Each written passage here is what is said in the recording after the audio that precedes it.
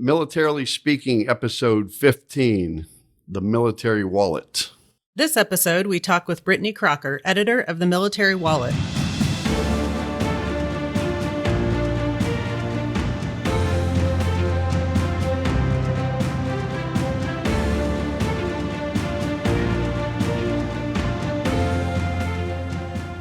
Welcome to Militarily Speaking, brought to you by Armed Forces Bank. This is Tom McLean and my co-host, Jodi Vickery. Again, welcome to our show. We're excited to have you listening and learning about the Military Wallet and how they support our military families.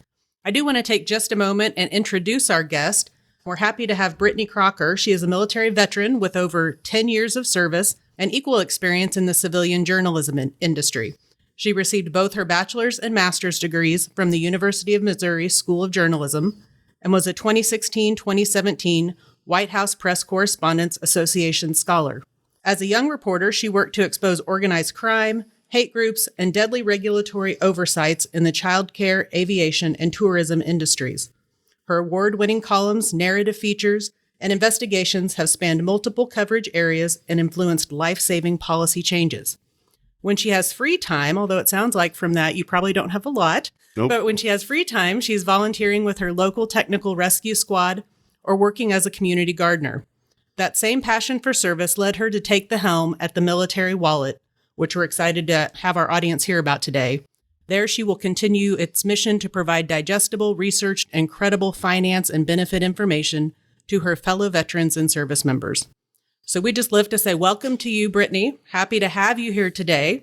And to kick us off, I think for our listening audience that might not be familiar with the Military Wallet, could you just give them an overview of your mission and how it all got started? Sure. That's a great question. If it's all right, I'd like to actually mention both websites I manage. So that's the Military Wallet. And then also we have veteran.com.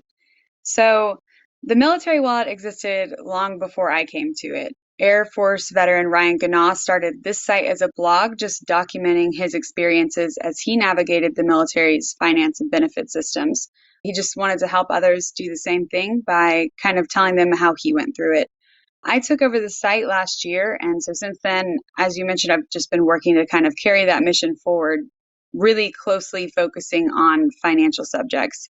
So veteran.com, on the other hand, is a new site made up of legacy articles from a few different places, plus a lot of new content that's more focused specifically on benefits, such as the VA home loan or VA disability benefits, military pay, allowances, that kind of thing. We will make sure that we mention both of those sites in our show notes for sure. Brittany, keeping in the subject of the Military Wallet, too, that serves our military community, what is it that is unique about the military community and their families that requires this type of specialized financial guidance and financial support for what they're learning to do out there? Sure. So to begin with, I'm a part of the military community. I joined the Army National Guard in 2011, and I served there for over 10 years. So now I've kind of made the switch, and I have about a year of service in the Navy Reserve. And just kind of looking back on my military career, I know that I've been around the block a bit and have felt lost trying to figure out how to use things like my thrift savings plan, the GI Bill, and even how to apply for a VA home loan. And so there were a lot of articles out there when I was trying to figure this stuff out, but it felt like reading them, it just felt like a lot of them were written for people who already sort of had a grasp on investing in other subjects. But I really wanted something that broke this stuff down for me, Barney style, as we sometimes say in the military. So military members, spouses, and defense contractors deal with a lot already. We're a community of extremely busy people. We want our information fast, and we'd like it free from assumptions, frilly words, and anything else that can just be distracting from the point we're trying to figure out. So my mission for both these sites is to just be the resource that I needed when I was a 19-year-old private first class looking for help. So we put out comprehensive guides, articles, columns, and some tools that help just make this stuff more digestible. We're also working to just increase our online footprint so we can make this information more accessible to everyone as well. And that all just comes down to me just not wanting anyone, regardless of where they're at in their military journey, to miss out on important opportunities just because they might be hard to understand. We just want to make it easy and understandable for everyone in these situations. I think that's such an important piece of what you do. I know as a spouse, as my husband retired, and even when he was still active duty, it was very hard to, one, get information from him that might have been second nature to him. And then he didn't maybe have time. So then I was left to my own devices to go search the web, find it. And as you say, it can kind of be a tricky place to navigate sometimes. So I know everything that you just described is helpful to folks like me who are trying to find their way. Yeah, it can be so daunting. It is. Yeah. It really is. Yeah. Or you get bounced from one website to the next and you never really quite feel like you've got to the bottom of the... And how do you fact check all this stuff, right? Exactly. Especially when it deals with your finances, that can be somewhat nerve-wracking, to say the least. Personal. Exactly. Okay. I do want to ask a little bit, and might be selfish because I'm married to a veteran. I want to understand this discount part of your website that you provide as well. We've got Veterans Day coming up. I know that's probably a very busy time of year for you. But what kind of discounts are available to the military? How do they find out about those resources? You know, it looks like just scanning the website and from my own personal experience, there's a lot of companies that want to do right by our veterans and offer these things to them. But how do they find out and take advantage of those? Yeah. So as you can imagine, with Veterans Day coming up, discounts are my team's big focus right now. So just the easiest way to find a specific discount for a retailer on each site is, of course, to just search the brand name on our websites. However, we try to make it even easier than that. So both sites offer a handy newsletter that will send discount articles straight to your inbox as we start to creep up toward Veterans Day. We also offer printable PDF guides that you can sign up to receive. These are just simple lists of retailers that offer discounts, but they're my personal favorite way to keep track of Veterans Day discounts. I work in veteran-focused editorial publications, so I'm obviously pretty busy on Veterans Day. If I manage to get out of my home office to maybe take advantage of a discount, it's going to happen while I'm already out running another errand that's more important. So having that guide handy, I can flip through and see if there's anything near me that might be worth a stop on my way back to work. And that just really helps. Like if I'm at a doctor's appointment or physical therapy, or if I have to run out and get gas or something, and I look around and there might be, a few chain places next to me, I can just say like, oh, hey, I wonder if they're doing anything today, and just flip through and maybe go get something to eat. Well, I have already signed up for that newsletter. I have to tell you the truth. Is that why you're doing something right now? No, I signed up well before today. Thank you very much. I was on your website today. I just saw, Olive Garden, Chili's, Outback, Little Caesars. So just the common household names that are going to be in everyone's backyard that's available to be there for a discount for our veterans. So thank you for embracing that and making them available. For sure. Definitely. In this economy with inflation right now, any discount you can get, like, no kidding. That's just so important.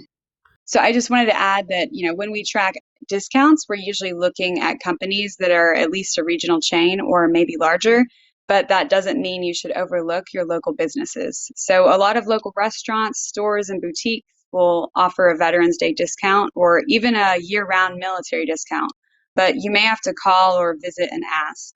And I always like to encourage folks to support their local businesses however possible, and that's no different on Veterans Day. But just keep in mind, whether a retailer offers a discount or not, you should always be polite and gracious to retail workers, because salespeople and even local managers don't always have a say in their company policies. And right now, like, people that work in retail and food service in general have just really been going through it since the pandemic. And more so as we creep toward the holidays. So please, ask, but regardless of the answer, just always be kind. Those are great words. Thank you.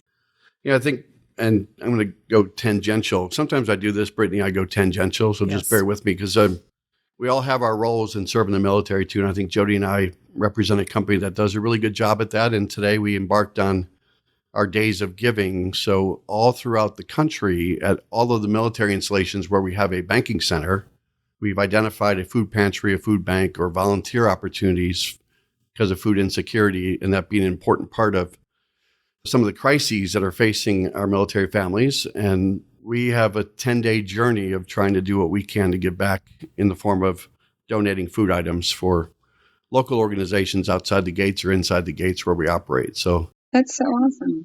Thank you. From an inflationary standpoint, you're helping our veterans too, and we hope to achieve that same mission in congruence with what you're doing. So thank you. Thank you. What you guys are doing is great. That's so awesome, especially creeping up towards the holidays right now. Everybody wants to have food on the table. So I'm going to switch gears a little bit, still talking about financial education, financial resources that are out there, but without naming names, or you can name names, if you had to go to your top 5 financial resources out there, maybe they're websites, maybe they're organizations, maybe there's the best tips that you found in your journey with Military Wallet over your time being in the service, serving our country, are there certain resources dedicated to financial education that are really awesome? Sure. So, as a journalist, by trade, when I hear resources, I think information. So, I'm just going to I think probably number one for me, one of the most helpful collections of information out there financially has been the Military Wallet's tax season information. So every tax season, our resident tax advisor, Jerry Ziegler, puts out a series of excellent tax guides and columns for military families. So he's a CFP, but he's also a registered tax agent. So he really knows what he's talking about. And these columns that he puts out and these guides, they cover all sorts of scenarios that are specific to military tax issues, like having to rent your home after a PCS move, or combat zone tax exclusions, overseas tax rules, and just so much more. And so if you're a veteran or a contractor who doesn't qualify for the free mil tax filing anymore, like the e-filing program, the Military Wallet runs also an exclusive discount for H&R Block tax filing every year. So that can be one way that if you don't qualify for that program anymore, you can still get a pretty nice discount as you're filing your taxes. And then next, the housing market's just like crazy right now. And if you're in the market for an understatement. Yeah. Oh my gosh, it's wild. Like people calling me all the time asking to buy my house and offering these absurd amounts. And we have no intention to move right now or leave. But we just keep getting these phone calls because everyone's looking for a house right now. But if you are in the market for a new house, or if you're in the real estate industry, veteran.com's VA home loan content is really something to check out, because with this really inflated market right now, there's a lot of myths about the VA home loan flying around still, which can sometimes put VA homeowners at a bit of a disadvantage when they're trying to compete for these homes in these markets that just don't have enough supply to go around. So we're constantly working to improve our VA loan content and get it out there so we can educate people better on this really valuable benefit and really dispel some of the myths and rumors that sometimes put our VA home buyers at a bit of a disadvantage. And then third, I just want to gush about one of my favorite articles I've read this year. Yes, do it. And most of the articles I read these days are ones I'm editing. So this is one on the Military Wallet. And it's called Investment and Finance Rules for Security Clearance Holders. So this one is a must read for so many people in our military community, including defense contractors. Some of my very best friends on my last deployment were contractors. So I learned a lot from them about the unique financial rules and considerations they have to deal with. So I've been working on expanding the Military Wallet's coverage to speak on some of the subjects that cross over between our military and contractor audience, and this is definitely one of those. So security clearance holders just have to be careful with their finances. Bad financial habits, excessive debt, and bankruptcy can endanger your clearance, which can then, by extension, endanger your livelihood. But there's investment rules too, and not a lot of folks know that. So to create this comprehensive guide, we talked to the Director of National Intelligence Office about investing in things like pot stocks, pharmaceutical marijuana, and CBD companies, as well as things like foreign investments and cryptocurrency. So we'll be updating this guide as we see more crypto regulations come down the pipe. That's a big thing in the news right now. They're coming. Yep. Yeah, it's not super clear right now, and people also aren't really sure which way the market's going to go. But we're watching that kind of stuff closely. So check out the guide and then, maybe bookmark it if that's something you're interested in, so you can come back and check on it in the next year or so. We'll keep up to date and keep that information coming. And then the other one I was going to mention is that veteran.com has a wealth of information on policies that affect military members. So we really closely track the defense budget and the annual cost of living adjustment each year. And that's one reason we've been very busy this month, because a lot of that stuff's coming down the pipe soon. So by doing this, though, we're able to project out next year's increases in military, federal, and disability pay. In addition to allowances that are really important, like BAH, BAS, and then we have this new basic needs allowance now in the military, too.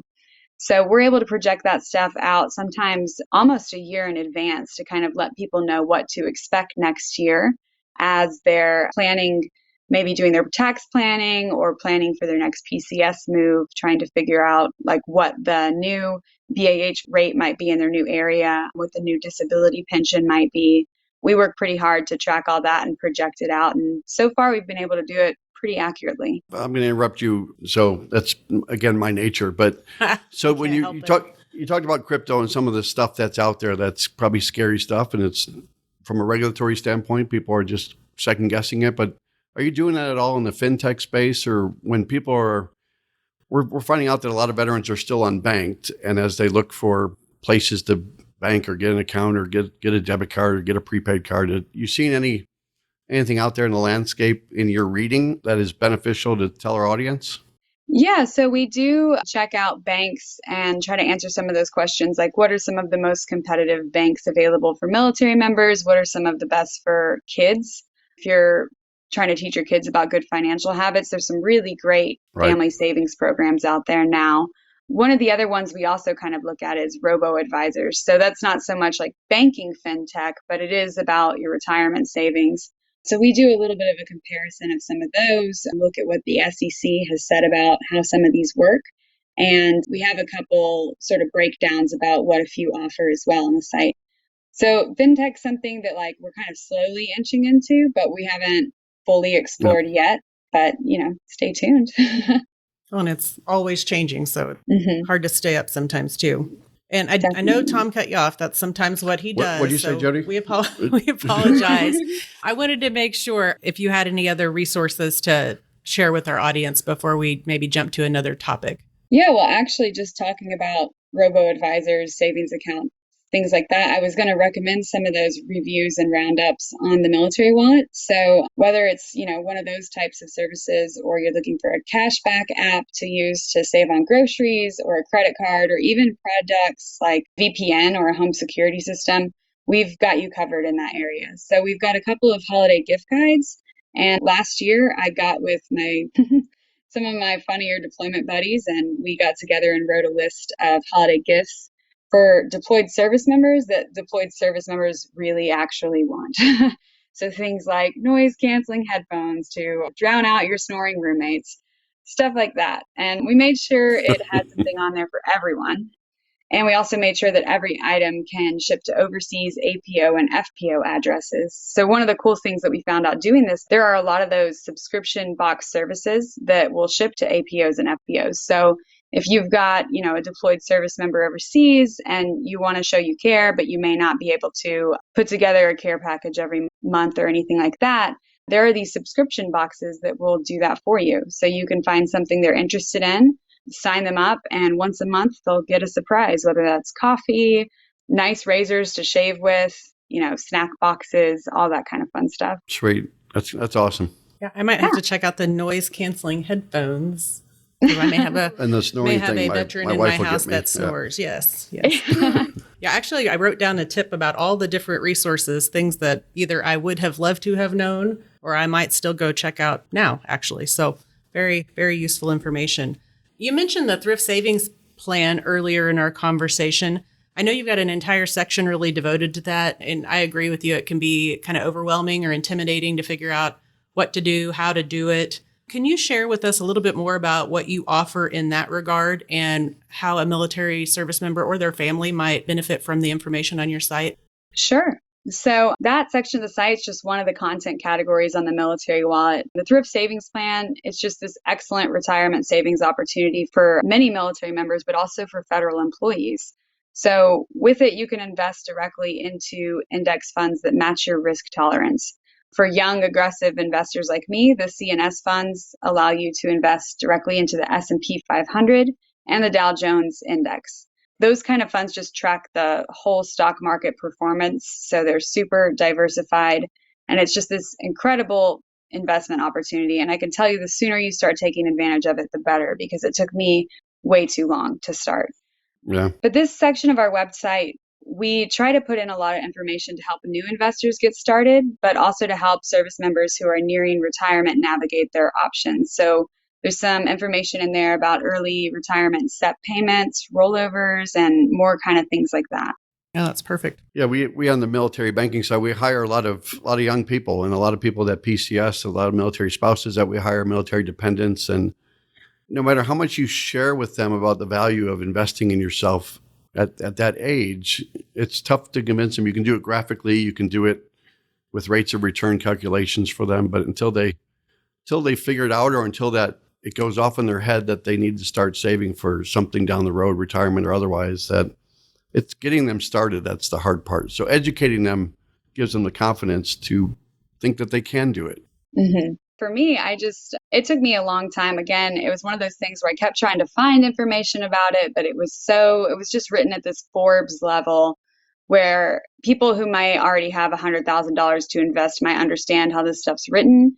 But, 19-year-old private first class Crocker was just lost in the sauce. So there was a bit of that. And then I got a 401k, through my civilian job because I worked in the National Guard. So I had 2 jobs, and I was like, well, what's the point of having 2? I don't want to deal with like having to calculate up to make sure I don't go over my contribution limits, all that kind of thing. But once I started investing in my TSP while I was deployed, I started to really appreciate just kind of its simplicity, being able to really just get directly in those index funds, rather than having an asset mix of like a whole bunch of different types of things. To get that diversity, you can put it all in a couple funds and get the same amount of diversity and just make it easier to keep track of. So I kind of split now my retirement savings. Like I contribute both in my TSP and I contribute in my 401k too. And it involves some careful calculations, like I said, to make sure that I don't end up exceeding the maximum contribution limit each year. But by doing that, I can, keep one fund very high risk and aggressive. Right. And then on my civilian side, it may be a slightly more, still aggressive, but a little more moderate, I would say. Yeah, it's good advice. So I signed up on your website to subscribe to your newsletter, and I'm glad I did, because I get some information directly to me. So whatever's hot off the press is going to be top of mind for me. But signing up is probably less than 8.3 seconds. So it's really easy to sign up for the newsletter. What would somebody expect if our audience members, or if Jodi signed up? I've already done it. Okay. Well, I've already done it. What would they expect down the road subscribing to your newsletter? Yeah, so that's a great question. The Military Wallet's newsletter is actually one of my favorite things that I get to work on. So for my part, I send out a curated monthly editorial newsletter, and it includes some of my favorite recent content, any new military-focused discounts, and giveaways that I come across too. But it also includes a personal letter from me to the readers just about what's been going on that month, things that are important to pay attention to, sometimes just a fun story. And I love this part because a lot of my readers write back. So I get to learn a bit more about my audience every month, and I also get to hear about the things that are most important to my readers, which, in turn influences our content to make sure that we're putting out the stuff that everyone wants to read. But additionally, once you're signed up for that, my team will send out another newsletter at least once a week. So these ones are usually really discounts focused, but sometimes they include some sponsor content as well. And those are something that just kind of, keeps you guys up to date about what's going on, what kind of things we're covering in between my missives, because I get a little busy. So once a month right now is about all I can personally commit to for those.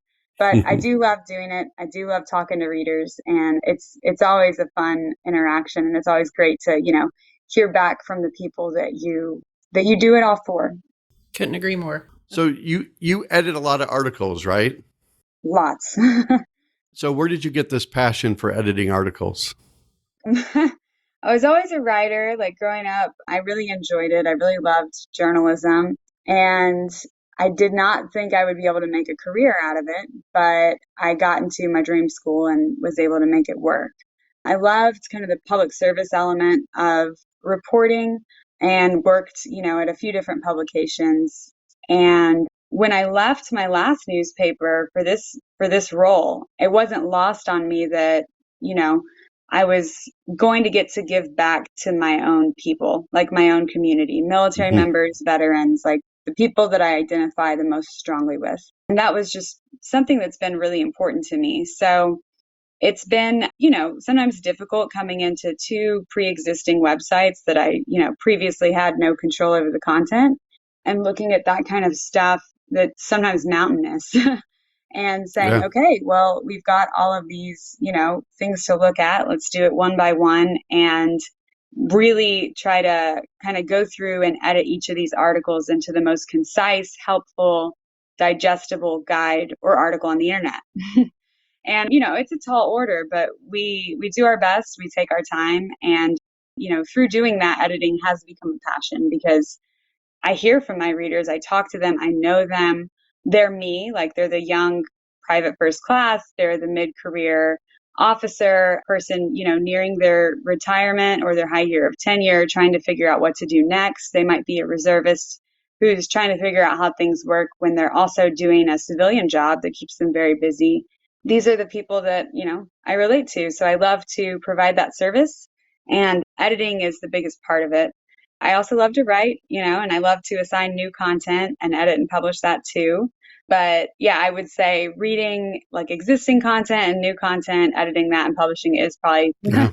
probably the bigger part of my job. But it's a lot of fun. It's kind of like carving stuff.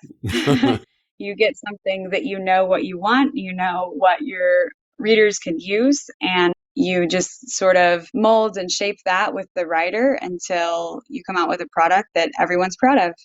My brother's a writer. He works as a sports columnist, and he spends like 8 or 10 hours just on one article. But he knows the importance of the article to the mom and dad and their kids because he covers high school sports. So he knows the value of every word that he selects. So he goes over and over and over again, almost analysis paralysis. He takes such great pride and passion in the words that he uses because they're memorialized and they're meaningful to the reader. And so thank you for editing. I'm kind of an in-house editor, right? He likes to fancy himself as an editor. And I'm not, and I'm quick to be critical too if you say something incorrectly. That is also right? True. He's All got right. a few pet peeves also. So Brittany and I get along pretty well, don't we? Because she Oh, edits great. and I edit. Yeah. I edit verbally, you edit with your pen. Yeah. Yeah, no, it's so important, especially in this day and age, misinformation, just guides that are out there to capitalize on like ads, but don't necessarily give you a lot of information. Those kinds of things are out there, and they're crafted really well to be pretty high up sometimes and get a lot of traffic. And there's nothing more frustrating when you're on the hunt for information than clicking an article and walking away knowing no more than you did when you Right. came to the site. Right. And possibly even knowing less, because sometimes it's just it's just so confusing. And when things point you in the wrong direction, it's really bad. But with finance topics, especially, like finance is, currency is what we have to build our lives with. We build our lives on it. It's how we purchase our homes, how we feed our families, how we plan for our retirement and our medical care, and all of these kinds of things that really shape our lives. So when there's bad financial information out there, it's one of the most harmful things possible. So we do our best to make sure that everything we put out is easy to understand, accurate, and overall just helpful. Brittany, you nailed it. Thank you for coming on the show today. Thank you for preparing with thoughtful responses. Very good, informative information. That informative information is that redundant? It might be. Are you editing yourself now? Yes. Okay, good. Our audience is going to love hearing about all the great things that you shared with them today. And before we get to our final segment, will you stick around just for a couple more minutes, Brittany? Sure. We're gonna play the Military Minute. It's a game. Uh-oh. I know. All right, you ready? We're going to play the last week's Military Minute was a question regarding Armed Forces Insurance, AFI. Do you remember the question, Jodi? I do, actually. I asked it on the show. It was, does AFI insure classic and antique cars? So you have a 50-50 shot. What do you think the answer is, Brittany? Armed Forces Insurance, a reputable company, been around for a century. Do they insure classic and antique cars? I would say yes. You're correct. Assuming that they're road safe, you know. Right. And your prize was to spend time with us today. Oh, cool. And now you want a receipt. Right. Okay. Yeah. So this week's military topic is, guess what? It's going to be about the military wallet. And don't forget about veteran.com, because that's the other website too. The question is, how many types of thrift savings contributions are there? That's a tough one. That's not for you, Brittany. About it here. This is for our audience. But I bet you can find the answer on our site. On our website? Yeah. Yeah. So the answer will be, we'll have the answer next week, or you can jump onto our Facebook or Instagram account to answer. And if you know the answer, submit it. You have a chance to get $50 for yourself. And then we donate $50 to a charity of your choice on behalf of you, which is my favorite part of the whole Military Minute anyway, is to give back to the community. So thank you, Brittany Crocker from Military Wallet, veteran.com, and a long history of accolades and awards that you got. Just go to Brittany Crocker's LinkedIn page and you'll see a lot of the journalism awards that you won over the years. So congratulations to you. Oh, well, thank you. And be sure to learn more at, what's the website again? www.themilitarywallet.com or www.veteran.com. That's right. And if you enjoyed today's episode, go out to afbank.com and subscribe to the show. And also, please be sure to rate us, leave a comment on your favorite podcast platform, such as Apple Podcasts, Spotify, or YouTube. We'd love to hear from you.